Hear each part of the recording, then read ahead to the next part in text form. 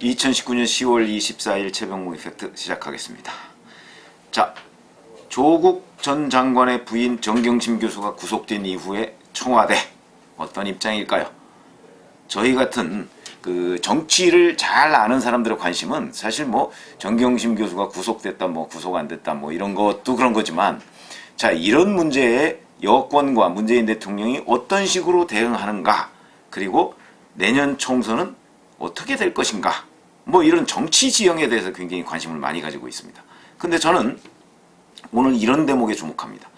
문재인 대통령이 또 이 조국 수렁에서 빠져나올 기회를 놓쳤다, 이렇게 생각하는 것이죠.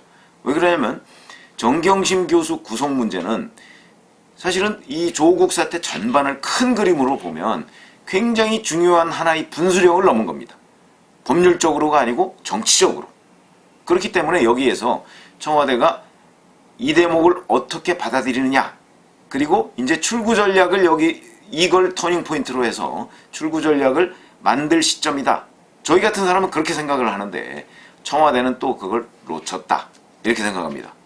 자, 우선 청와대의 입장을 잘 알고 있다는 한겨레신문 보도를 보면 이 시각까지, 지금이 오후 4시인데 이 시각까지 청와대의 반응에 대해서 한겨레신문은 쓰지 않고 있습니다. 제목 어디에도 없습니다. 반면에 조선일보에 보면 상당히 크게 쓰고 있습니다.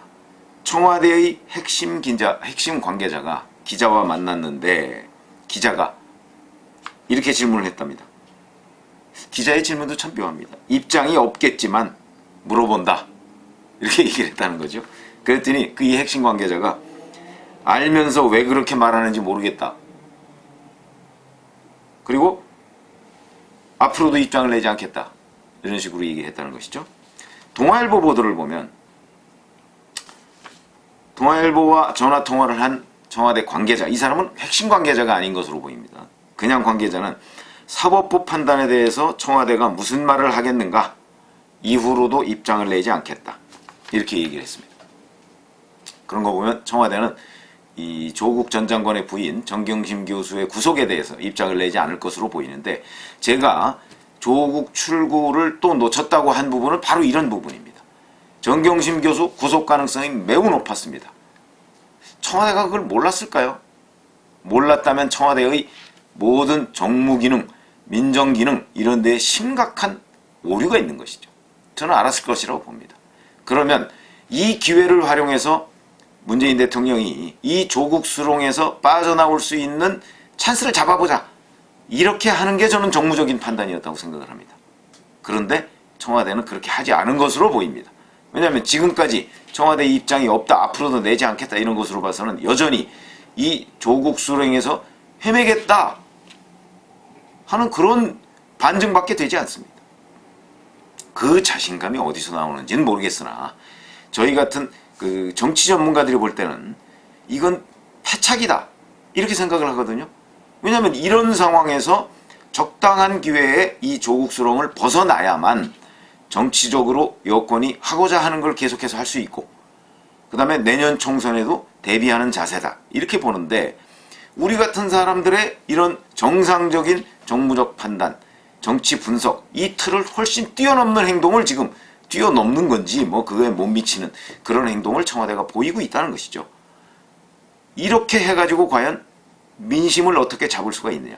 핵심 지지층은 잡을 수 있을지 모르겠으나 중간 계층에 있는 민심, 이걸 잡는 것이 정치적으로는 매우 중요한데 지금 청와대는 그렇게 하고 있지 않다.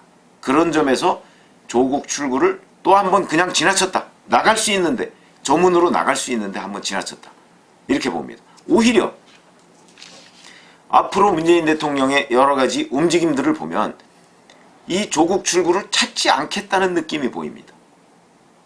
그건 무슨 얘기냐면, 자, 내일 교육관계 장관 회의를 주재합니다. 여기서 다룰 주제, 정시 확대, 대학 입시 정시 확대, 그 다음에 교육 불공정, 이런 걸 다루겠다고 합니다. 이거 조국 사태의 후속 대책입니다.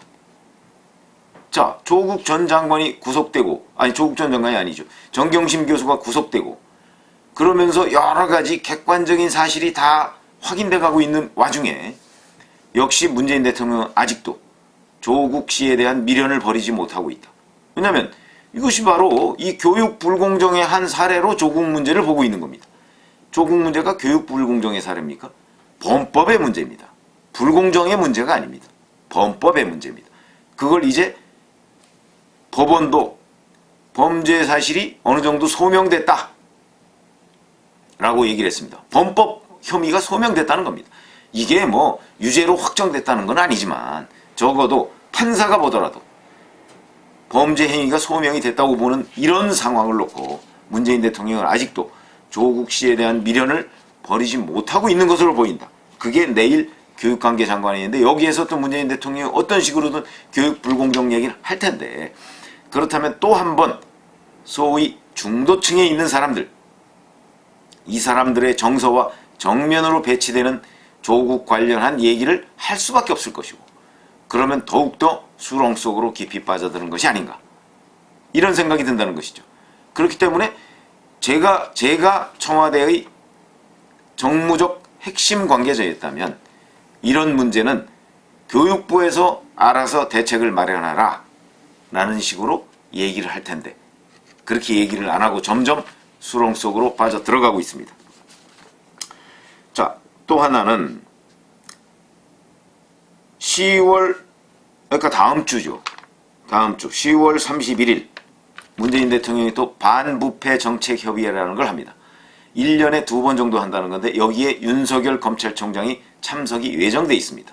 뭐 참석을 할지 어떨지는 모르겠습니다만은 문재인 대통령과 이 조국 전 장관 수사를 한 이후에 처음으로 대면하는 겁니다. 얼마나 불편하겠습니까? 얼마나 불편하겠습니까? 근데 여기에선 사실 사례가 있습니다. 송광수 검찰총장이 대선자금 수사를 해가면서 노무현 대통령이 그때 불렀습니다. 검찰총장을. 그러니까 내가 지금 대선자금 수사를 하고 있는 와중에 청와대에 가면 여러 가지 오해를 불러일으킨다. 그래서 청와대 그 호출에 응하지 않았습니다. 저는 윤석열 검찰총장도 정말 조국 전 장관 수사에 대해서 결기를 보인다면 왜 그러냐면 조국 전 장관 10월 31일이면 아마 조국 전 장관을 소환하는 그 언저리입니다. 언저리가 될 가능성이 매우 높죠. 그런데 며칠 전까지 문재인 대통령이 임명했던 그 조국 전 장관을 수사하는 검찰총장이 대통령과 대면을 하는 것이 얼마나 불편할까. 결기를 보인다면 응하지 않고 대검 차장을 보낸다든가 뭐 이래야 하는 것이 맞는 것 아닌가. 이 부분은 좀 주목되는 그런 장면 중에 하나입니다. 그런데 이것도 1년에 한 2차례 정도 하는데 대개는 11월 달에 해왔다고 합니다. 그런데 지금 10월 31일로 땡겼죠? 이것도 제가 보건대는 조국 전 장관 관련해서 굉장히 주목받는 자리가 될 텐데 굳이 이런 걸 이렇게 땡겨서 10월 31일 날 할 필요가 있었을까? 이것도 청와대가 정무적 판단을 잘못한 것이 아닌가? 내지는 조국 전 장관 수사에 뭔가 이 우회적인 경고를 주기 위한 것 아닌가? 이런 여러 가지 오해를 불러일으키는 그런 반부패 협의회입니다. 그거를 지금 청와대가 10월 31일에 하겠다고 합니다. 이것도 아까 교육관계 장관의 회의와 마찬가지로 조국 씨에 대한 미련의 한 단편이다. 저는 그렇게 생각이 듭니다. 또 한 번 문재인 대통령이 조국 출구 기회를 놓쳤던 것, 그 출구를 찾는 기회를 놓쳤던 것은 바로 10월 21일의 시정연설입니다. 거기에서 나왔죠. 불법적 반칙이나 특권뿐 아니라 합법적 제도 속에 내재되어 있는 불공정까지 모두 해소해달라는 것이 국민의 요구다. 시정연설에서 이렇게 얘기했습니다. 국민의 요구가 그겁니까? 제도 속에 내재된 합법적 불공정. 그러면 조국 전 장관과 정경심 교수가 지금 했던 여러 가지 행태들이 합법적인 범위 내에 있는 불공정입니까? 전에도 제가 말씀드렸지만 범법입니다. 범죄 행위입니다. 그 범죄 행위를 마치 합법적인 불공정인 양 호도하고 있습니다. 문재인 대통령이. 저는 여기서도 조국 출구를 찾는 기회를 한번 놓쳤다고 봅니다.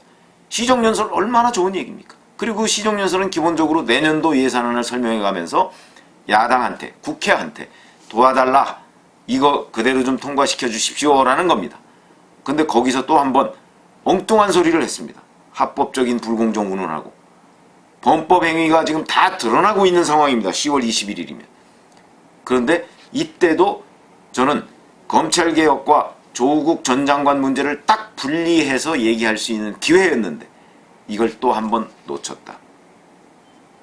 이건 청와대 또는 문재인 대통령의 어떤 정무적 판단 능력까지도 의심케 하는 대단히 중요한 일인데 그런 기회를 또 한번 놓쳤다고 보고요. 그 전에 또 기억나는 걸 더듬어 보면 9월 9일에 임명을 하면서 자 이렇게 얘기합니다. 의혹만으로 임명을 안 한다면 그거는 굉장히 나쁜 선례를 남길 것이다.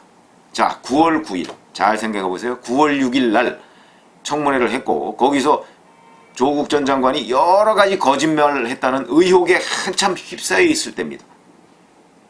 그리고 정경심 교수에 대해서 전격적으로 검찰이 사문서 위주로 기소를 했던 날이 9월 6일입니다. 9월 9일 과연 의혹만 있었던가요? 이미 부인에 대해서 불구속 기소를 한 상태인데 의혹만 있었던 건가요? 또 청문회 과정을 거치면서 민정수석한테 물어봤으면 아마 대통령이 금방 파악을 했을 겁니다. 과연 의혹만 있었던 것인가? 저는 그게 아니라고 봅니다. 그런데도 대통령은 이렇게 얘기했습니다. 의혹만으로 임명을 안 한다면 나쁜 관례를 만들 것이다.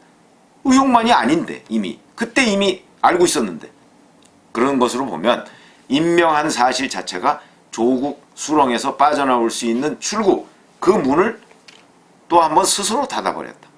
자 그러면 문재인 대통령은 내년 총선 때까지 지금 현재의 흐름으로 봐서는 아마 계속 이런 것을 견지해 나갈 것으로 봅니다. 저희 같은 정치 전문가들이 보면 아 출구를 찾지 않으려고 하는구나 하는 생각을 하지 않을 수가 없습니다. 과연 문재인 대통령 뭐 나름대로 계산이 있겠죠. 핵심 지지층을 잃지 않겠다는 계산이 있을지 모르겠으나 핵심 지지층만 가지고 내년 총선에서 과연 제1당을 유지할 수가 있을까? 저는 턱도 없는 소리다 이렇게 생각을 하고 있는데 문재인 대통령의 계산법이 새롭게 궁금해집니다. 여하튼 오늘 정경심 교수 구속 이 사태를 맞이하면서 청와대가 말을 하지 않고 있는데 이것은 제가 보건대는 조국 사태에서 빠져나올 수 있는 기회를 또 한 번 놓쳤다 이렇게 봅니다. 감사합니다.